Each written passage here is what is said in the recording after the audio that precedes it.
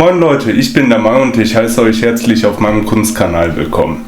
Ich war vor einer Weile mit meiner Freundin in der Stadt und da sind wir auch in HEMA gekommen. Das ist so ein, ja, ich sag mal Billigladen wie Teddy oder diese Euro-Shops und die haben da auch eine Menge Schreibwaren und da konnte ich einfach an ein paar Sachen nicht vorbeigehen. Normalerweise bin ich gerade bei Kunstutensilien ein ziemliches Markenopfer, aber ich finde, die Sachen sind teilweise sehr teuer und da ist es auch mal lohnenswert, eine günstigere Alternative zu suchen. Und in den meisten Fällen kann man mit den Sachen auch noch gute Resultate erzielen. So, dann fangen wir doch einfach mal mit dem Skizzenbuch an. Das hat so eine Korkplatte vorne drauf, als Cover und als Rückseite. Das ist tatsächlich richtiges Kork, was ich eigentlich ganz cool finde. Und wie gesagt, relativ dünnes Papier. Ich denke mal, für Wasserfarben, Gouache und so wird das ein bisschen schwieriger damit, aber man kann es ja mal ausprobieren. So, als nächstes würde ich dann mit den Bleistiften weitermachen. Das sind, wie gesagt, in B, H und HB. Ganz normale Bleistifte. Sind schon angespitzt und es sind insgesamt 6 Stück. Na, kommt raus. So, haben eine einfache Lackierung. Haben wir mal einen HB, H und B. So. Dann wollen wir doch mal schauen. Fangen wir mal mit dem härtesten an. Fangen wir mal ganz leicht an hier. Oh, der hat aber einen dunklen Abrieb für ein Haar.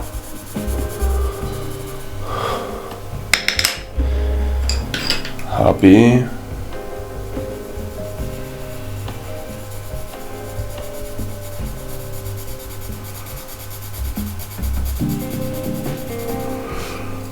Ja, schon ein bisschen dunkler. Und B.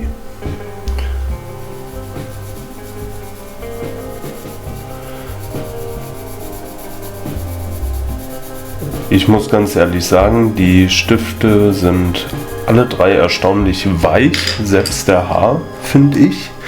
Man merkt, der Haar ist ein bisschen kratziger beim Abtragen, aber ich finde, die unterscheiden sich jetzt nicht so krass. Ich drücke mal hier mit dem Stiften jeweils noch mal ein bisschen mehr auf, ob man da einen deutlicheren Unterschied sieht.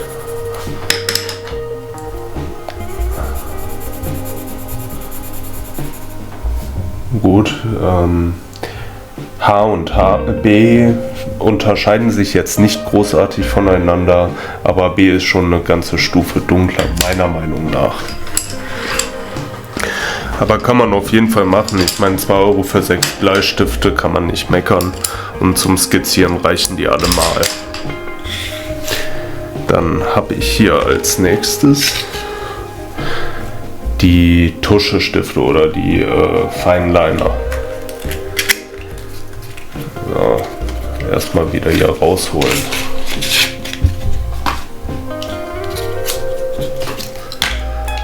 So, da haben wir einmal 0,3, 0,5 und den Brush Pen.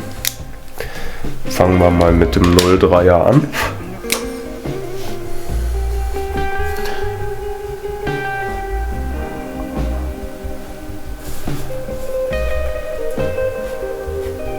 Ja,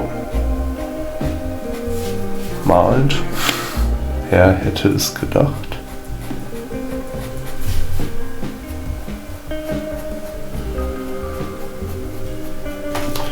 Jetzt auch nichts Besonderes, aber ja, malt halt.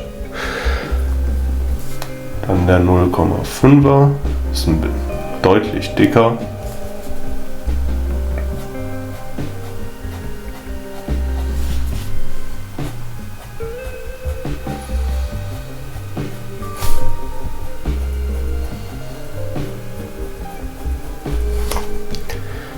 Was mir hierbei auffällt, die sind relativ, ja, ich nenne es jetzt mal transparent oder durchsichtig.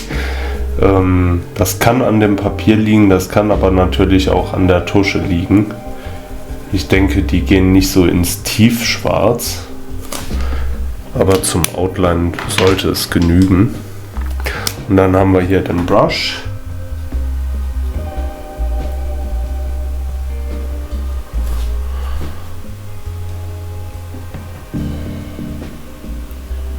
Und mit dem kann man sehr schön fein arbeiten.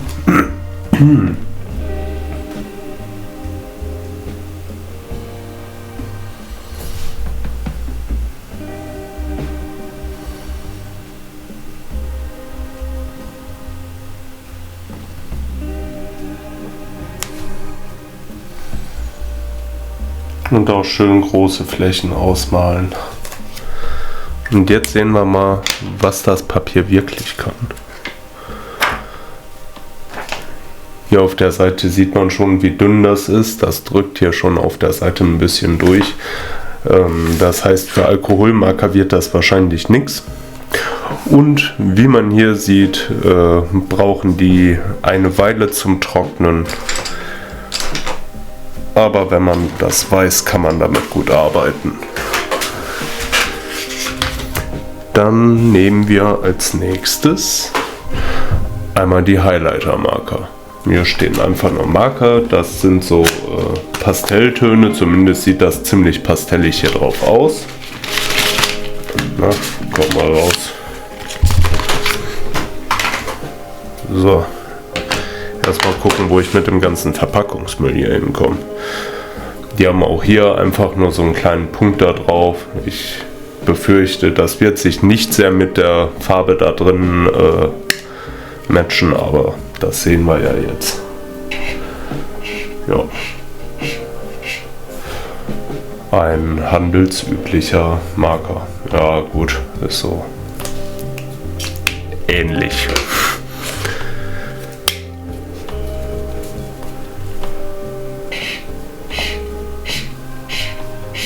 Was auffällt, ist, dass die sehr streifig sind, das heißt, dass die sich ziemlich stark layern lassen. Jetzt ist die Frage, ob das Papier das mitmacht oder ob das hinterher auch wieder durchdrückt. Aber die Farben an für sich sehen eigentlich ganz gut aus.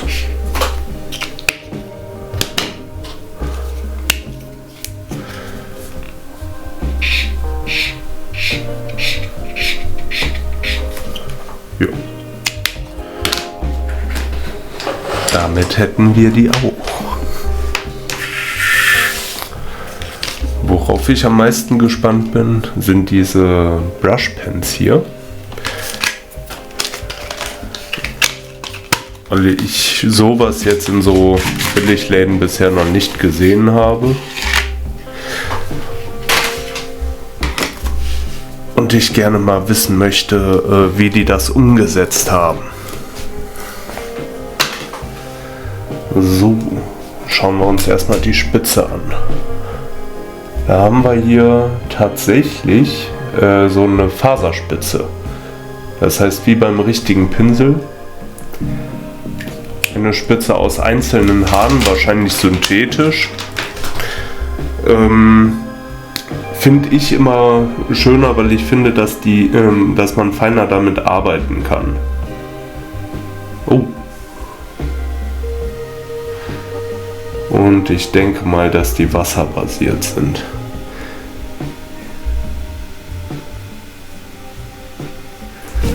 Ich weiß jetzt nicht, ob man das sieht. Das zieht sich ziemlich stark ins Papier rein und auf der anderen Seite drückt das auch wieder relativ stark durch.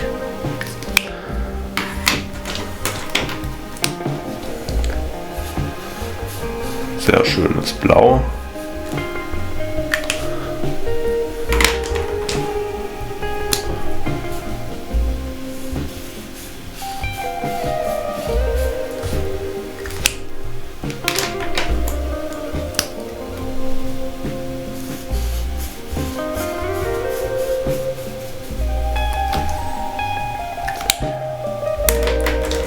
Von den Pinseln her ist das der gleiche Pinsel wie bei dem schwarzen Stift. Das heißt, den hätten die auch locker hier mit reinpacken können. Aber ich denke mal, es verkauft sich besser, wenn man zwei verschiedene Sets hat.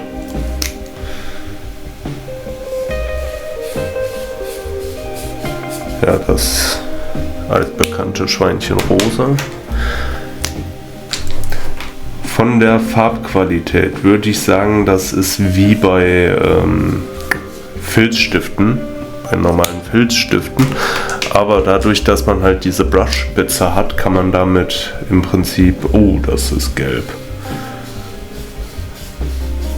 Dadurch, dass man diese Brushspitze hat, kann man damit viel effizienter arbeiten.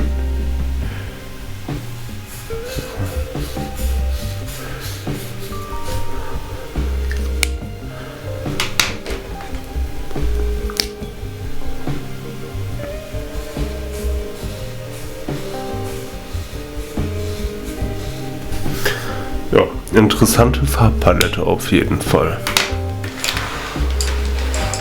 So, dann fehlt jetzt zum Schluss eigentlich nur noch der elektrische Radierer. Und das ist das Teil, auf das ich eigentlich am meisten gespannt bin. Ich musste dafür sogar Batterien holen. Die muss ich da jetzt noch reinfummeln. Dann schauen wir doch gleich mal, wie das geht. Hier sind ein paar Ersatzspitzen dabei. Das sind so kleine Nupsis, die man da reinsteckt. Und dann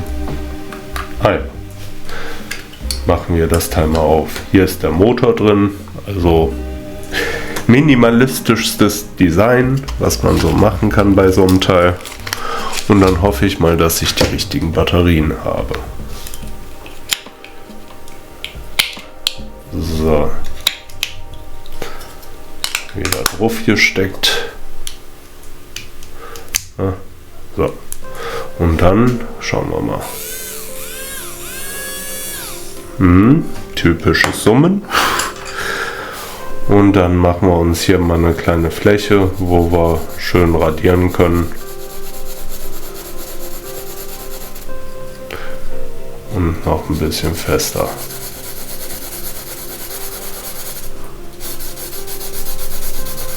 Das war jetzt ein B. Ja gut. Dann schauen wir mal. Oh. Und der fräst da ziemlich gut rein. Also bei dem Teil kann ich mir echt vorstellen, dass der bei detaillierten Zeichnungen tatsächlich gewinnbringend ist. Das ist ja cool. Das Ding fräst hier meinen kompletten Arbeitsplatz zu. Das ist aber schon ziemlich witzig. Jo. Ich denke mal, das Ding spricht für sich. Da bin ich jetzt schon ein Fan von.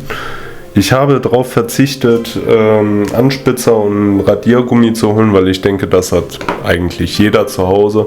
Und das ist eine Kombination von Sachen, mit denen man eigentlich ganz gut arbeiten kann.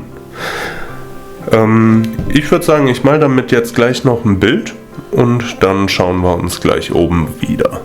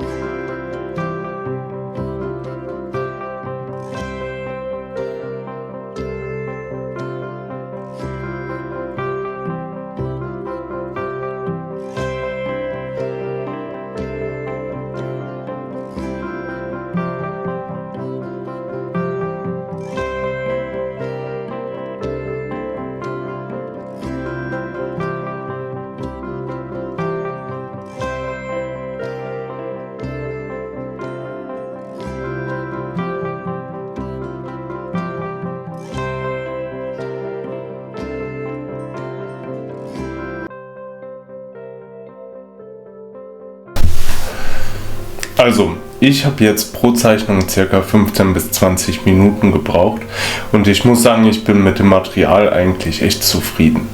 Die Bleistifte und die Textmarker sind, ich sag mal, in normaler Qualität, sprich so, wie man sie im normalen Schreibwarenladen auch bekommen würde. Sie können nicht mit Faber-Castell oder ähnlichem mithalten, aber sie sind für den Preis echt in Ordnung. Bei dem Skizzenbuch muss man wirklich Abstriche in der Qualität des Papiers machen. Aquarell oder mit Marker arbeiten wird darin leider nichts, aber für Skizzen reicht es allemal. Wirklich überzeugt haben mich die Tuschestifte und die Pinselstifte, da die Tuschestifte einmal wasserdicht sind und man super gut mit denen arbeiten kann, und das ist für den Preis echt super.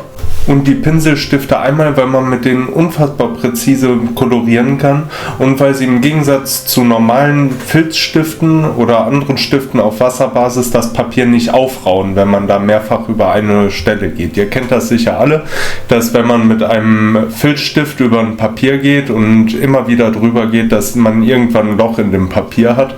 Das hatte ich bei den Stiften jetzt beispielsweise nicht. Ich bin mir sicher, dass wenn man die Stifte mit Aquarellpapier benutzt, die Stifte nochmal auf ein anderes Level heben kann und da auch einige Aquarelltechniken mit durchführen kann. Und zu guter Letzt fehlt eigentlich nur noch mein Lieblingsteil aus dem Einkauf, der elektrische Radierer.